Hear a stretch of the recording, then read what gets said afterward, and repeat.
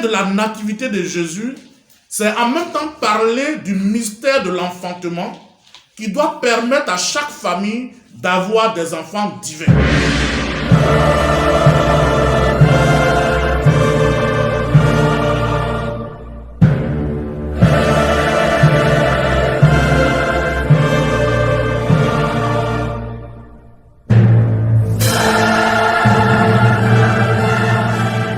L'emblème de ces trois lumières porte le nom de Beth, qui signifie maison.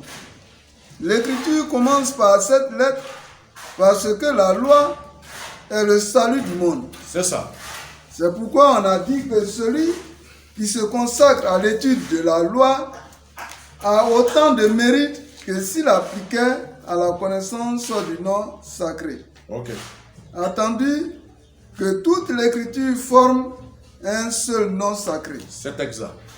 C'est donc pour cette raison qu'elle commence par un bête, image des trois nœuds de la foi et résumé du nom sacré.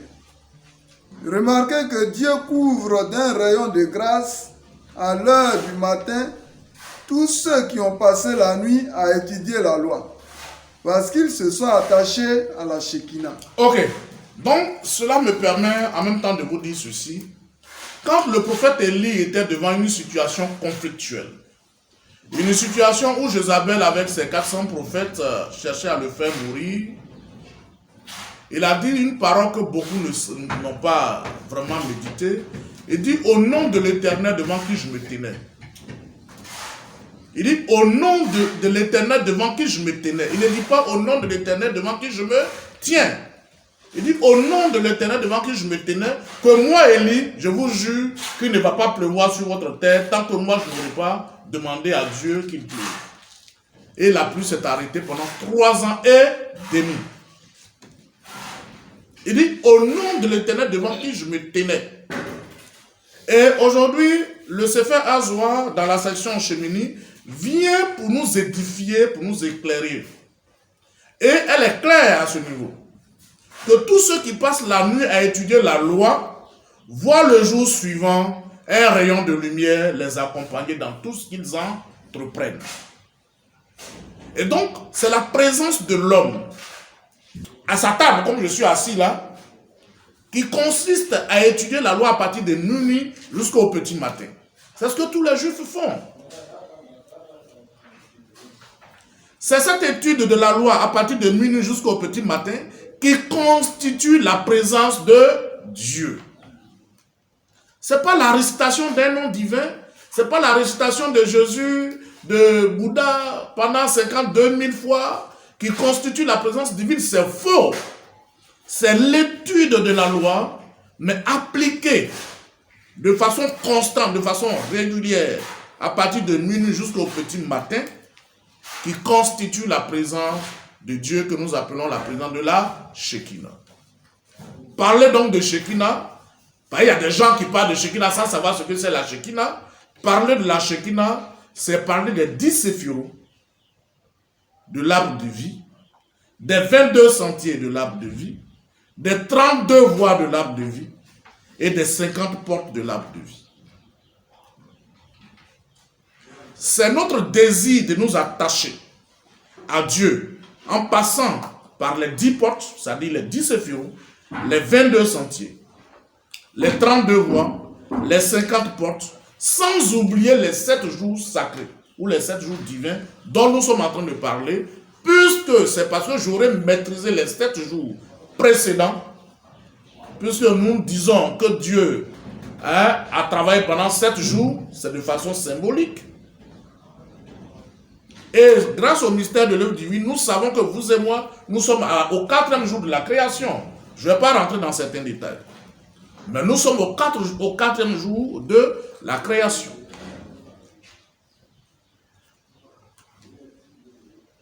Et donc, parler de Shekinah, c'est tout un processus. C'est toute une élaboration divine. C'est tout un comportement.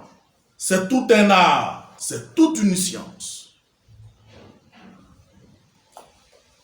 Et cette science commence dès la naissance.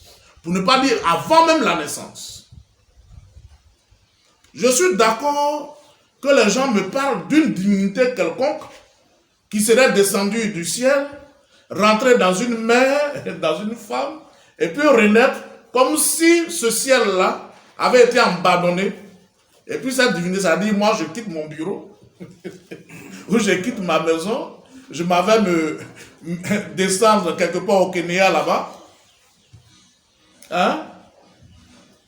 Et puis, pendant ce temps, mes enfants sont abandonnés à eux-mêmes ici. C'est pas vrai.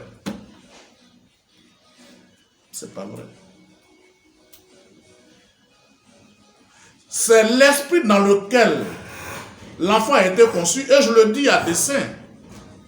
Paix à son âme, M. Paul Doku, avec qui j'ai travaillé depuis 1999, avait animé une émission un jour, à la veille d'une fête chrétienne, donc de la naissance de Jésus, de décembre, c'était dans la période de décembre, entre 2002 et 2003. Ce jour-là, il y avait des prêtres catholiques, il y avait des imams, il y avait des maîtres rosicruciens. Et j'étais là aussi. Et quand ils ont commencé leur débat, ou bien les échanges, quand nous avons commencé, puis j'étais là, je leur ai dit ceci, j'ai dit, M. Paul Doku, faites attention. Si nous parlons de la divinité de Jésus, c'est que nous devons en même temps donner l'occasion au monde entier de savoir que les Juifs, bien évidemment, ne croient pas en Jésus. Mais ce n'est pas ce qui m'intéresse. Mais les Juifs, autant qu'ils sont, naissent puissants, ils sont tous riches, ils sont tous les propriétaires de tous les pays du monde. Vous arrivez aux États-Unis, il n'y a pas plus américain que les Juifs.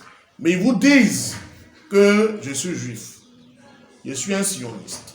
Vous arrivez en Hollande, même ici en Tunisie, en Algérie, au Maroc, c'est les Juifs du Maroc, les Juifs de la Tunisie, les Juifs de la Hollande, de la Russie, mais qui sont attachés à leur tradition, qui est la tradition sioniste. N'oublions pas cela.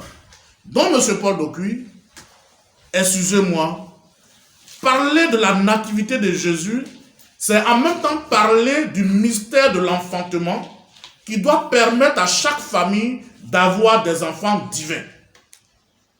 C'est tout un processus. Donc quand la dame s'apprête à prendre une grossesse, il doit avoir une période de purification intense, je dirais 12 lunaisons avant. Elle doit avoir des pensées positives. Elle ne doit pas se tromper à prendre l'argent de son mari dans sa poche sans son consentement. Cela s'appelle du vol. Si l'enfant est conçu dans l'esprit ou bien dans les actes de fraude, l'enfant qui va venir au monde sera voleur à vie. Ce n'est pas au nom de Jésus qui va changer quelque chose. Il n'y a pas un exorcisme qui viendra pour changer quelque chose. Et c'est le secret des Juifs pour la nativité. Le secret des Juifs pour mettre chaque enfant au monde consiste à ce que le père soit purifié intensement. Et que la mère, pour elle, là, c'est plus grave. Et comme nous savons que quand la femme est enceinte, elle a beaucoup de besoins, hein, beaucoup de, comment vous dites, d'envie, alors il faut disposer les moyens pour que, dès qu'elle a besoin de manger quelque chose, qu'elle puisse avoir les moyens de manger ce qu'elle veut manger. De sorte que l'enfant qui viendra au monde soit un enfant divin. Donc, M. Paul Doku, excusez-moi, ce n'est pas sorcier. Ce n'est pas sorcier et tous les Juifs le disent. Ils sont les meilleurs dans le monde là où ils sont. Et comme moi je souhaite que les Africains retrouvent leur puissance d'antan, puisque c'est des hiéroglyphes, comme je l'ai dit tout à l'heure, qu'est venu toutes les autres lettres du monde. Que ce soit l'alphabet hébraïque, l'alphabet latin, l'alphabet grec, tout est venu de l'Égypte. Donc dire que l'Égypte est le berceau de l'humanité ou l'Afrique est le berceau de l'humanité, c'est dire que nous sommes à l'origine de tout ce qui est science métallurgique, de tout ce qui est science. La fabrication des moteurs, les hélicos qui existent, les avions qui existent, sont partis tous des pyramides de l'Égypte. Et tout le monde sait de quoi je parle, puisque maintenant, Dieu merci, il y a des vidéos dessus, il y a des recherches qui sont bien faites. Hein? Donc, ici, je voudrais vous demander, mes frères, de prêter attention, parce que l'Afrique est en train de renaître de ses cendres. Donc, il n'est point besoin pour nous de chercher à adorer une divinité quelconque, puisque nous-mêmes, nous sommes Dieu.